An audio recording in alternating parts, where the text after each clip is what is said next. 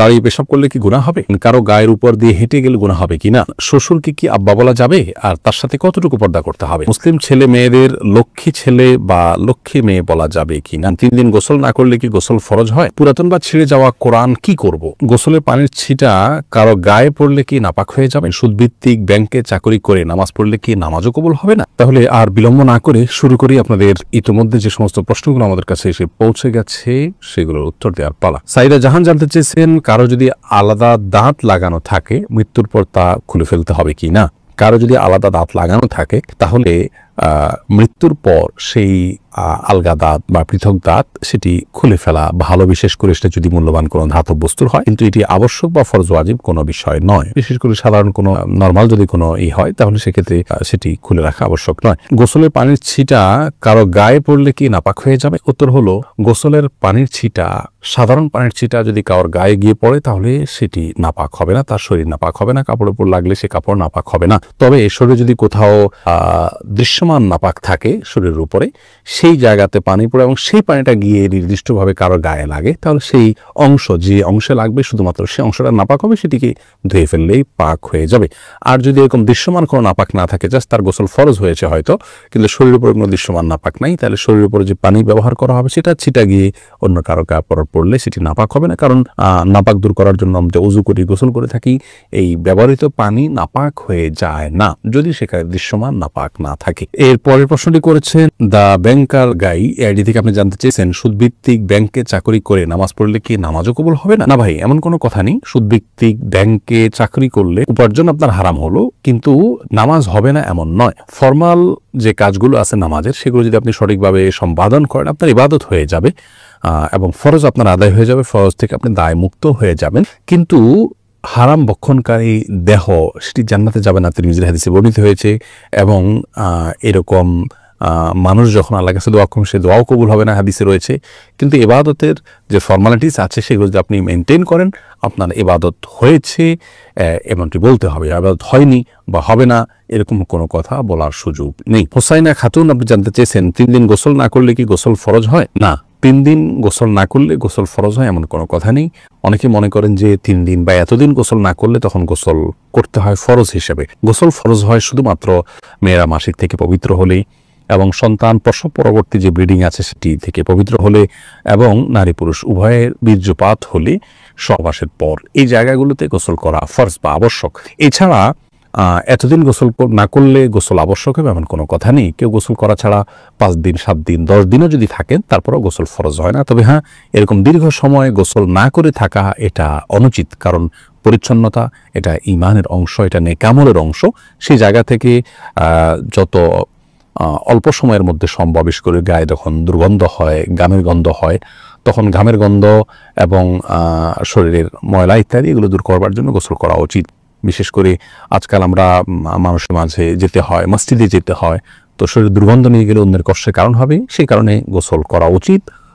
সেটা 1 দিনে হোক, 2 দিনে হোক, বা যতটুকু সময় সম্ভব। কিন্তু এত সময়ের মধ্যে না করলে গোসল করা ফরজ হয়ে যায় এমন কোনো কথা নেই। এরপরে যে প্রশ্ন দেখতে পাচ্ছি তা হলো নাসিরুদ্দিন বাতুল, আপনি জানতে চেয়েছেন পুরাতন বা ছিঁড়ে যাওয়া কোরআন কি করব?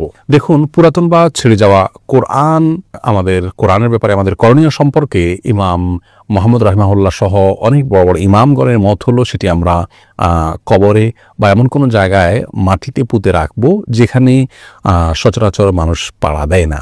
আস্তে আস্তে সেটা মাটিতে থাকতে থাকতে মাটির সাথে মিশে যাবে। কোরআন যদি ছিঁড়ে যায় বা ব্যবহার অনুপযোগী হয় তাহলে সেক্ষেত্রে আমরা এই কাজটা করতে পারি।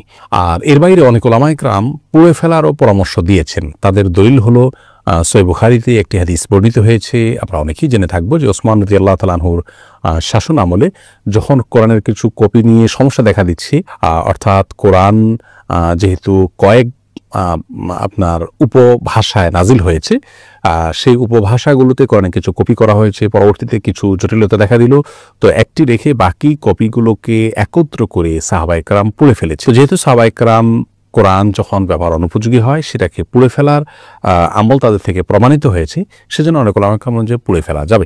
তো আমাদের সমাজে আজকাল প্রতিবাদের ভাষা হিসাবে মানুষ পুড়ে ফেলে। সেই জায়গা থেকে আমাদের ওলামা ইকরাম সচরাচর নিষেধ করেন যেন পুড়ে না ফেলে বরং দাফন করা হয়। এ হলো কোরআন যদি ব্যবহার অনুপযোগী হয় সেক্ষেত্রে আমাদের করণীয় সম্পর্কে বিস্তারিত আলোচনা। এরপর জেন্টেলম্যান আইডি থেকে আপনি জানতে চেয়েছেন মুসলিম ছেলে মেয়েদের লক্ষ্মী ছেলে বা লক্ষ্মী মেয়ে বলা যাবে কিনা। না ভাই, এভাবে বলা উচিত নয়। আমরা অনেক সময় নিজের সন্তানদেরকে স্নেহ করে ভালোবেসে লক্ষ্মী বলি, অনেক সময় স্বামী স্ত্রী একে অন্যকে বলেন। লক্ষ্মী বলা উচিত এই জন্য নয় যে হিন্দুদের একটি ধর্মীয় বিশ্বাস হলো তারা একজন দেবীকে লক্ষ্মী বলে তারা সম্বোধন করেন, ডাকেন, বিশ্বাস করেন। তারা মনে করেন যে সৌভাগ্য, ধন, ঐশ্বর্য এগুলোর অধিষ্ঠাত্রী হলেন সেই দেবী। তো সেই জায়গা থেকে তাকে লক্ষ্মী বলা হয়, ভালো লক্ষণ তিনি বহন করেন। তো নিজের সন্তানকে বা প্রিয় কোনো মানুষকে যদি আপনি লক্ষ্মী বলেন, কেমন যেন আপনি সেই বিশ্বাসকে স্মরণ করে তাকেও ভালো লক্ষণ বহনকারী ওই দেবীর মতো, যদি আপনি এরকম মনে করে করছেন না কিন্তু তার সাথে সাদৃশ্য আছে, সে বিশ্বাসের সাথে কিছু দিক থেকে বাহ্যিকভাবে হলেও মিলে যাচ্ছে।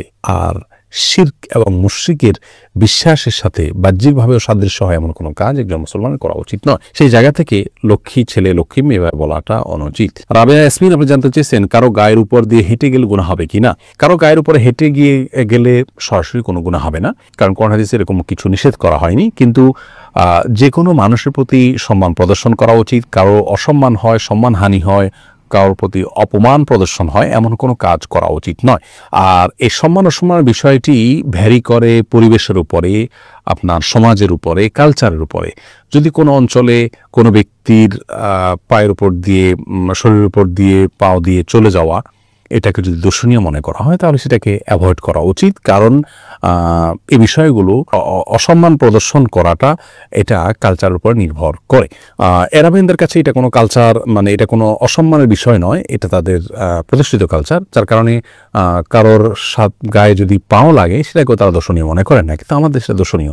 এই দিক থেকে আমাদের সে অ্যাভয়েড করা উচিত। কিন্তু এটা কি হারাম বা নাজায়েজ বা এটা করলে কোনো গুনাহ হবে এমনটি মনে করার কোনো কারণে, আর বিশেষ করে একান্ত কাছের লোকদের গায়ের উপর দিভাবে গেলে কেউই দর্শনীয় মনে করেন না, সেদিক থেকে কোনো অসুবিধা নেই। আবার অনেকে মনে করেন যে কারোর শরীরের উপরে শরীর ওভারটেক করে যদি কদম দিয়ে যায় তাহলে তার শরীরের উপর দিয়ে গেলে তার হায়াত কমে যায় বা নানা রকমের কুসংস্কার জন্য কথা আছে, এগুলোর কোনো ভিত্তি ইসলামে নেই। এরপরের প্রশ্ন হলো দাঁড়িয়ে পেশাব করলে কি গুনাহ হবে। দাঁড়িয়ে পেশাব করলে সেটা অনুচিত এবং অনুত্তম হবে। কারণ হলো দাঁড়িয়ে পেশাব করলে তার ছিটা আমাদের গায়ে এসে লাগে, অথচ পেশাবের ছিটা থেকে বাঁচার জন্য নবী করিম সাল্লাল্লাহু আলাইহি ওয়াসাল্লাম তাকিদ দিয়েছেন। কবরের আযাবের অন্যতম একটা বড় কারণ হলো পেশাব থেকে ভালো করে পরিচ্ছন্ন না হওয়া। এই জায়গা থেকে দাঁড়িয়ে সচরাচর পেশাব করা উচিত নয়। রাসূল আকরাম সাল্লাল্লাহু আলাইহি সাল্লাম সম্পর্কে আমাদের আয়েশা রাদিয়াল্লাহু আনহা বলেছেন, এবং তিরমিজিতে হাদিসটি বর্ণিত হয়েছে, তার ভাষ্য হলো এরকম যে তিনি বলেছেন নবী আলাইহিস সালাম দাঁড়িয়ে পেশাব করতেন। এই কথা কেউ বললে তোমরা বিশ্বাস করবে না। সেই জায়গা থেকে দাঁড়িয়ে পেশাব করাটাকে অ্যাভয়েড করা উচিত এবং উত্তম। তবে সৌদি আরবের উলামা ইকরাম বিন বাজ ইবনে উসাইমিন রাহিমাহুল্লাহ সহ অনেক উলামা ইকরাম বলে থাকেন যে কেউ চাইলে দাঁড়িয়ে পেশাব করতে পারেন, বিশেষ করে পেশাবের ছিটা ইত্যাদি আসবে, নাপাক হয়ে যাবে, তার কাপড় শরীর লেগে যাবে, এরকম আশঙ্কা যদি না থাকে তাহলে সে অবস্থায় দাঁড়িয়ে পেশাব করাতে অসুবিধা নাই তারা মনে করেন। তার কারণ হলো বুখারীর একটি হাদিস রয়েছে, যে হাদিসে নবী করিম সাল্লাল্লাহু আলাইহি সাল্লাম কোন একটা ময়লাযুক্ত এলাকাতে যেখানে বসার পরিবেশ ছিল না সেখানে দাঁড়িয়ে তিনি পেশাব করেছেন। এই হাদিসটাকে তারা ব্যাপক অর্থে নিয়ে থাকেন, কিন্তু প্রথম মতটি অধিকতর বিশুদ্ধ এবং দলিল থেকে আপনার দলিল সমৃদ্ধ বলে আমাদের কাছে মনে হয়। অতএব সচরাচর এবং সাধারণ অবস্থাতে দাঁড়িয়ে পেশাব না করে বসে পড়াই উচিত। রাসূল আকরাম সাল্লাল্লাহু আলাইহি ওয়াসাল্লাম স্বাভাবিক অবস্থায় সেটিই করতেন। হ্যাঁ, বিশেষ কোনো কারণে কোনো জায়গায় বসার পরিবেশ নাই এরকম হলে সেখানে দাঁড়িয়ে পেশাব করা যেতে পারে। বদির আলম আপনি জানতে চেয়েছেন শ্বশুরকে কি আব্বা বলা যাবে আর তার সাথে কতটুকু পর্দা করতে হবে। দেখুন, শ্বশুরকে বাবা বলা যাবে, কোনো অসুবিধা নেই। আল্লাহ রাব্বুল আলামিন কোরআনে হাকিমে যে বলেছেন উদউহুম লিআবাইহিম হুয়া আকসাতু ইনদাল্লাহ, অর্থাৎ সন্তানদেরকে তাদের বাবার, জন্মদাতা বাবার সাথে সম্বন্ধ করে তাদেরকে ডাকো, অন্য কাউকে বাবা ডেকো না, তাদের বাবা হিসেবে অন্য কাউকে সম্বোধন করো না। এখানে যে আল্লাহ রাব্বুল আলামিন নিষেধ করেছেন অন্য কাউকে বাবা বলতে, তার অর্থ হলো অন্য কাউকে বাবার জায়গায় যদি কেউ বসান এবং ধরুন সার্টিফিকেটে, পাসপোর্টে, এনআইডিতে এবং বিভিন্ন ডকুমেন্টসে এবং মানুষের সামনে যদি এমনভাবে অন্য কারোর নাম বাবা হিসাবে তিনি পেশ করেন যে তাকেই বরং সমাজের মানুষ তার জন্মদাতা মনে করেন, সেটি নিষেধ। শ্বশুরকে যদি কেউ বাবা বলেনও সেক্ষেত্রে সমাজের সবাই জানেন যে এই ভদ্রলোক তার জন্মদাতা পিতা নন। এটা সম্মানসূচকভাবে শুধুমাত্র বলা, অতএব ইন্নামাল আমালু বিন্নিয়াত, আপনি তাকে বাবা বলতে যেটা বোঝায় মানুষ সে অর্থে বাবা বোঝাননি, যার কারণে শ্বশুরকে বাবা বলাতে কোনো অসুবিধা হবে না ইনশাআল্লাহ বিদিনিল্লাহ। শ্বশুর সাথে কতটুকু পর্দা করতে হবে পুত্রবধূর, এর উত্তর হলো একজন মাহরামের সাথে যতটুকু পর্দা করবেন আপনি আপনার নিজের বাবার সামনে যতটুকু পর্দা করবেন, নিজের ভাইয়ের সামনে যতটুকু পর্দা করবেন, তার সামনে ততটুকু পর্দা করবেন। চেহারা এমনকি মাথার চুল ইত্যাদি খোলা থাকলেও গুনাহ হবে না, পর্দার লঙ্ঘন হবে না। হাতের তালু এবং বাহ্যিক অংশ, পায়ের বাহ্যিক অংশ এগুলো আপনি খোলা রাখতে পারেন তার সামনে। একই কথা প্রযোজ্য হবে শাশুড়ির বেলায় এবং জামাইয়ের বেলায়। জামাই তিনি শাশুড়ির এই চেহারা, হাত এবং পা এই অংশগুলো দেখতে পারবেন। তার মায়ের, তার বোনের যে অংশগুলো তিনি দেখতে পারেন, ইনিও তার মাহরাম হয়ে গেছেন, সেই হিসাবে তাও সেই অংশগুলো দুটো দেখতে পারবেন।